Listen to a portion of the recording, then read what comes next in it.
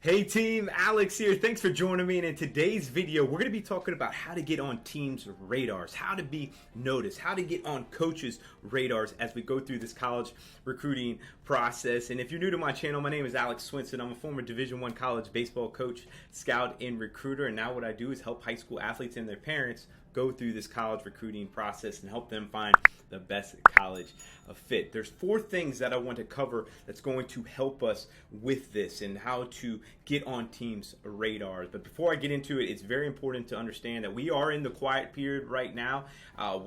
As of this recording, it is October, and we're going to be in the quiet period for the next 5 months. What does that mean is college coaches cannot go out and recruit or see players in person off of their campus. So they can't go to a tournament, they can't go to a showcase. Again, that's off their campus. That's why you're seeing a lot of camps pop up right now. You're probably getting a lot of camp invites right now because college coaches can only recruit on their campus. They can only have unofficial visits happen right now because they can only see potential recruits, potential commits on their campus. They can't see them off their campus. So that's important. So if you're thinking about going to a tournament with a travel ball organization or to a showcase and thinking that Division I schools and coaches are going to be there, they're not. Okay, they're not. So don't go. All right, especially if you're going for recruiting purposes. If you're going for developmental purposes, absolutely. But you probably do that locally and not spend a lot of money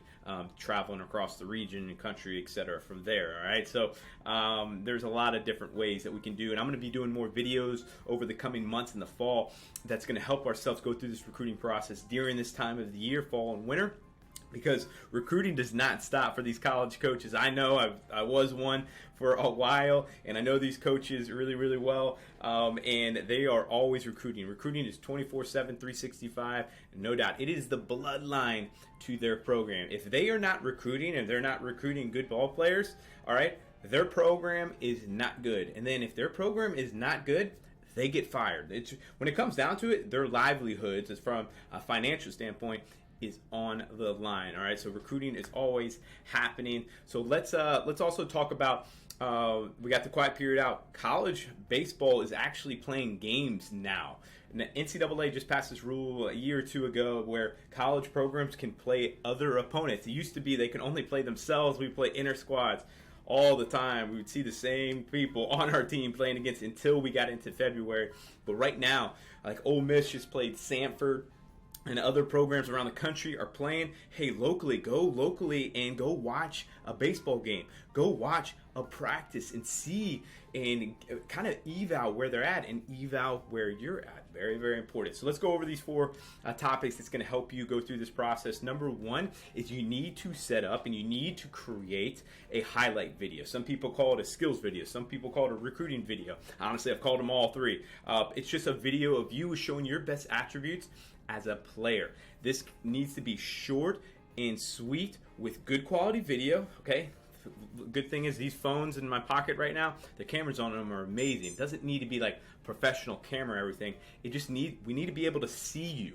All right? If you're getting video from 20 rows up in the stands, you look like a little ant. That's not helpful, guys. We got to be able to see you. So if you have to get on the fence or if you have to put a tripod on during a game, do that. But it doesn't always have to be during the game. It could be, hey, you hitting BP, you throwing a bullpen, and your coach standing behind you. If you're a pitcher and you're a righty, just stand off a little bit to your right, so coaches can see your mechanics. Coaches can see the ball come out of your hand. Very important. Go into the catcher. See how, again, your mechanics and how your body moves, how your arm action is.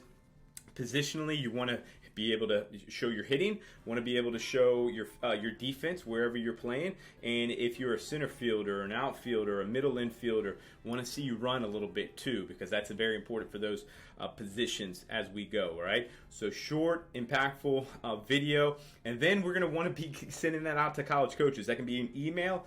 And recruiting has changed as far as just how this whole process, social media is, whether you like it or not, it's part of this process. And college coaches are on Twitter. Like if you're going to be on one social media for recruiting, it's on Twitter. So get on Twitter, post your videos there. I think the max amount of length of video that you can post on Twitter, 60 seconds. And honestly, that's probably a good framework of keeping your highlight video around there.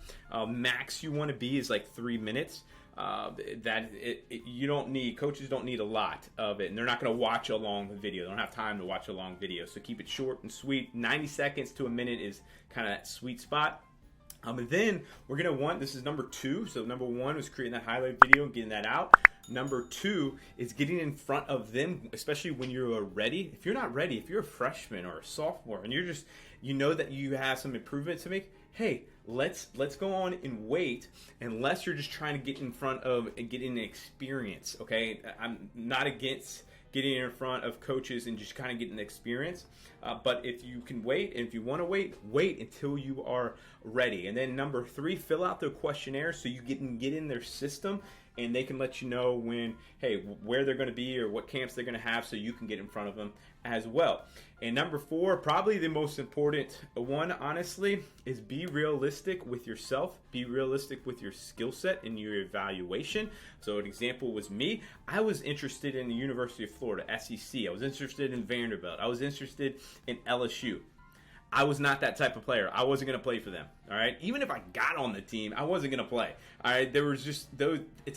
Honestly, it's a different caliber, guys. I'm an undersized 5'7" catcher that could play a little bit. Ended up playing Division I mid-major, but that was just not a fit for me. Another analogy that you can think of is like, if you are an average to above average good student, like for me, I was an above average student, but I was not Harvard. So it would be like for me trying to get into Harvard, where I could not compete at the Harvard from academics as people getting in.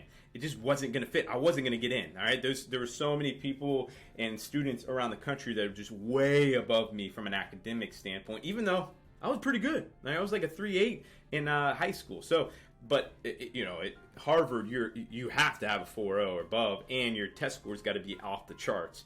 So it's just finding your fit athletically and getting a true evaluation, get an unbiased evaluation of yourself, as far as from a coach of yourself, and then hey, be truthful with you. And that's why go see these college games, see where they're at, okay? See how physical these guys are. You need to be in the weight room. That's one that I don't have on here. It could be number 5 is, hey, get in the weight room, be physical. That's how you can get on radars, being super physical. So, hey, hopefully you got something from this. If you did, again, please smash that like button and subscribe to my channel, and I will see you in the next video. Have a great day.